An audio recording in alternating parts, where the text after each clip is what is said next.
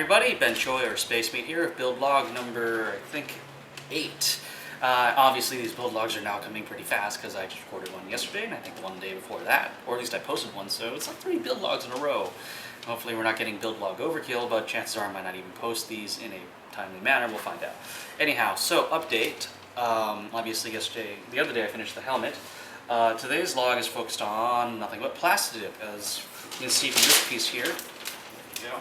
I have plastidipped not just my chest plate, but everything down here behind me except for the helmet, because the helmet still requires some hardening, which, actually I'll just show you. Okay. Because I'm trying to get the helmet to retain its shape right now, so right now I've put some XTC 3D in here just because it's what I had handy. I've lined the inside of it, and the straws basically keep this wide, and this tape's keeping the top narrow. But basically I'm going to harden it a bit, like in these areas around here, and I'm going to put fiberglass and cheesecloth in here to keep the shape, so I'm going to stick the visor and it doesn't expand too much. Let's see. So this particular log, I was working basically on plastidip and also Spartan finger plates. So I've got a little bit of video of me, I think, putting these little finger thingies together. So I've got that. In fact, let's roll it right now. Okay, so I obviously am going to be working on the finger plates and the hand plates. Now, because these pieces are actually so small and so quick, I'm not going to bother time lapse. It's easier for me just to build these and get you an example. So this is regular old craft foam. I once again laser cut it, but you know the settings are pretty, I guess, easy on these. Somebody else made these. I forgot the name. I'll put a link. I'm going to be putting these up in the 405 anyhow. I definitely redid the unfold and simplified it to make it easier. So each of these pieces is like this is a like a knuckle piece right here.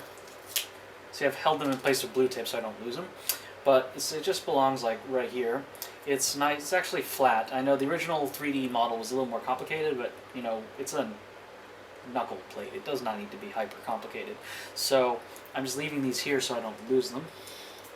The finger plates are a little more complicated, so I've unfolded them so that they're just like 2 pieces. So like this is the bottom piece, which I guess is a pinky piece, and here's the top piece. So I'm going to put it together right now.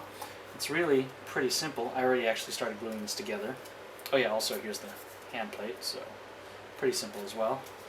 In any case, just put some glue on the seam. I mean, this stuff is a lot easier to work with for sure than what's it called? Than the thicker EVA foam. This is just a little bit of glue. Goes a long way here. And then I'm just going to coat this in plastidip. And I realized that since these are actually painted, or like they have a color to them, I'll actually have to paint them. I actually don't mind these having these seam lines on them. It's pretty, you know, it's okay. No one is going to look at the tips of my fingers that closely, and if there are seams on them, no one's going to care, right? I hope not. Alright. In any case, I'm going to be coating them with also plastidip, so that should be enough. Well, anyhow, here's the bottom of one piece, so I guess you can't tell. Because the original basically looks like a flower. Let me pull one out right now. I have them arranged so they're linked to each finger, so I don't want to lose track of which is which, but let me just pull this out. Here we go. See, so it's kind of shaped like a flower. Each of these kind of just go together, and then when they're completely glued together, they form this little curve right here. And so I've got another piece here. Let me pull it out. There we go. This is going to be the top, and according to the file, which I'm going to double check before I absolutely do this, is that they join together pretty simply, just like that. So I'm going to glue them together right now. Yeah, I guess I don't need to double check. I can tell that they fit pretty simply. I just need to make sure my finger fits in there. Yeah, pretty much. Let me just smooth this out. Smooth this out. I feel like I actually almost have to go get my little spade again to fix some of these awful glue lines, but it shouldn't be too hard. Alright, and as we learned from building the helmet, when it comes to curved pieces, to make sure everything fits properly, just make sure you glue the edges first, you know, the start and the end pieces, and then you can glue everything in between, so that this way you don't miss the mark and that they fit properly. So I'm going to start with this side. As soon as the glue sets, and because these pieces are so tiny, it sets pretty quickly. Oops, that's a hot knife. And then I'm going to leave it here. The other end.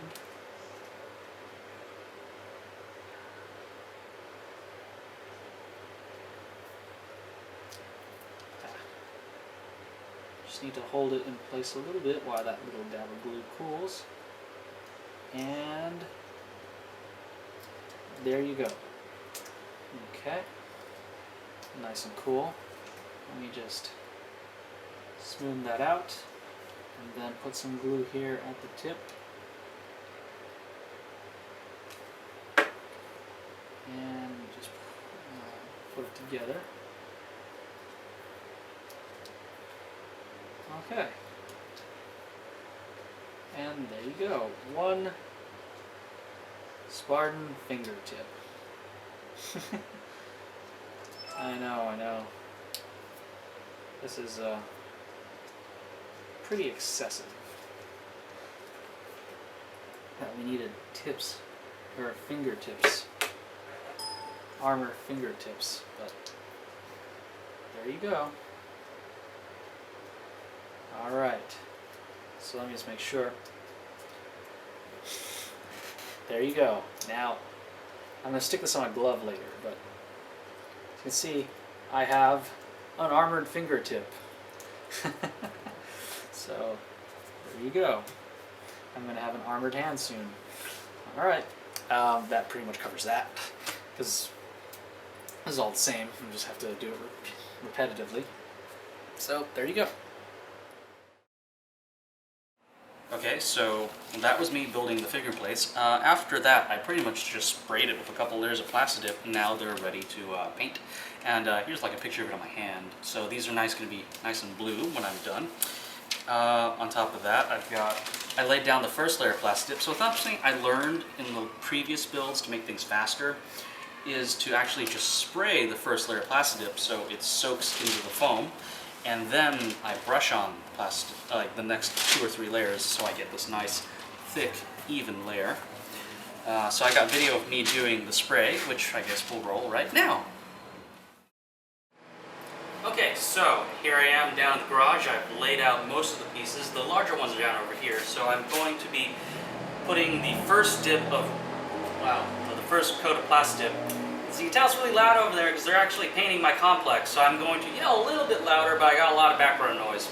So anyhow, I learned that spraying the first layer of plastidip is pretty much the fastest way because you need to let it soak into the foam before you can start adding succeeding layers. So this first layer is just a quick, a spray, get it coated, and then I'm going to smooth it over with brush on after this sets. So you see I've got everything laid out. I'm just going to dip. Always remember proper safety gear, so let's see, also wear a shirt you don't mind getting dirty, I guess. Let's see here. Some nice nitrile gloves. Always got to protect the eyes.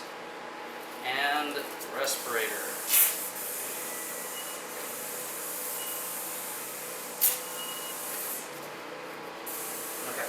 In case you're wondering, this is, what's it called? A charcoal filter respirator in here. So this is not just some dust mask. So be sure you get one that blocks out vapor. Okay? If you can smell it, that's bad. That's pretty much how you can tell. So, let's get started.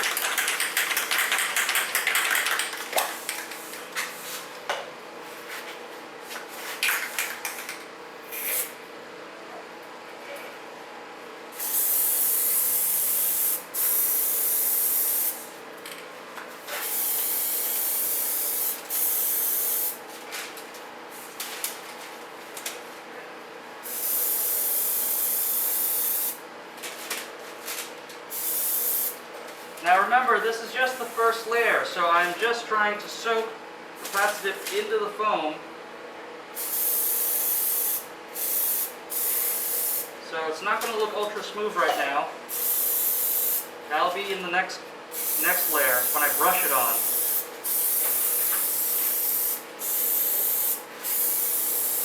Because I noticed when I used to just brush it on like exclusively, that the first layer, you know, would soak into the foam and I have to wait, and then it'd be significantly easier once that first layer was down. But I still had to do the first layer. So rather than waste time brushing that first layer, I'm just going to spray it on, because I'll be smoothing it out in the second two layers, or the second, third, or whatever, however many layers it takes to smoothen the stuff out.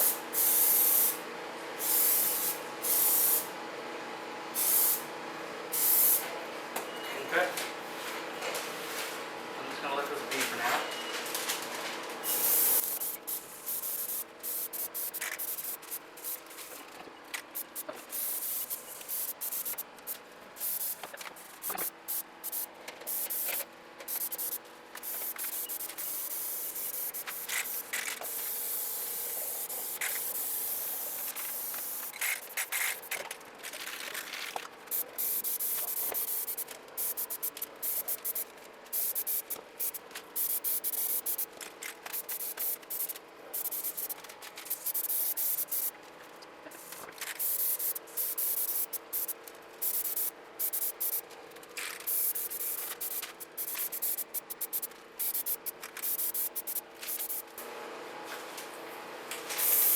Like I said, this coat is only to first soak into the plastidip, because I noticed, or soak into the foam, because I've noticed in the past, like, it takes a while.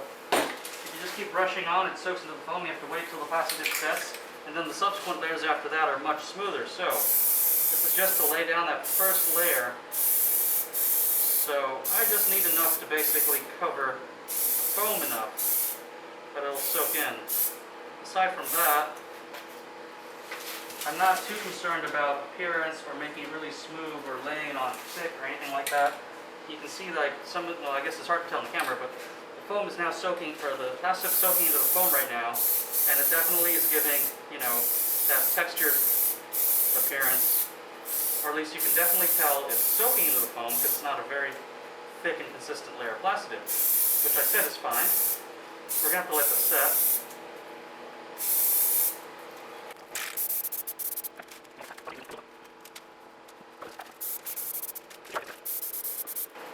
There's also definitely a plus of the spackle, in that because I'm coating it with black plastidip, I can tell when I cover the spackle because I don't see anything white anymore.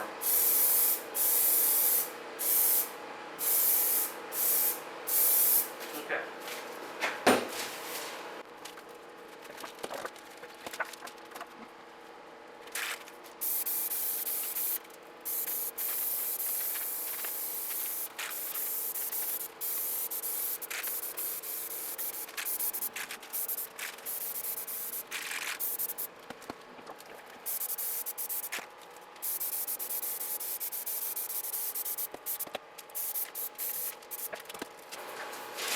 I think I'm actually running out of plastidip, so I may have to, what's it called? Run out to the store and buy some, but I also have to go to work. Wow. Okay.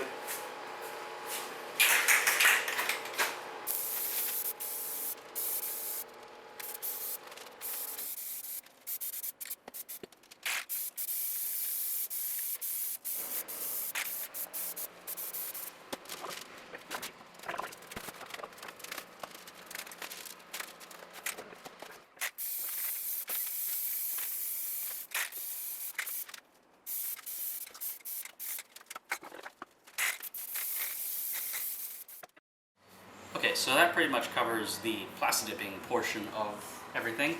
I mean, I think, yeah, I didn't really cover the brush on, mostly because I was working in the middle of the night without my girlfriend. You know how much she doesn't want to be on camera. But I think you can refer to probably the hammer log, or even just my regular old how to build costuming or guide to foam videos that has me. That technique has not changed one bit, you know, still got the plastidip and all of that, and the brushes right here, and the industrial coating maintenance thinner, yeah, or industrial maintenance coating thinner. Still have all of that. So nothing has really changed in that from those other videos. So at this point, I'm probably going to go over these, make sure there's nothing, maybe add a second layer, but the main thing I'm working on next is the helmet, so I'm going to be trying to harden this. That's probably the next log or two.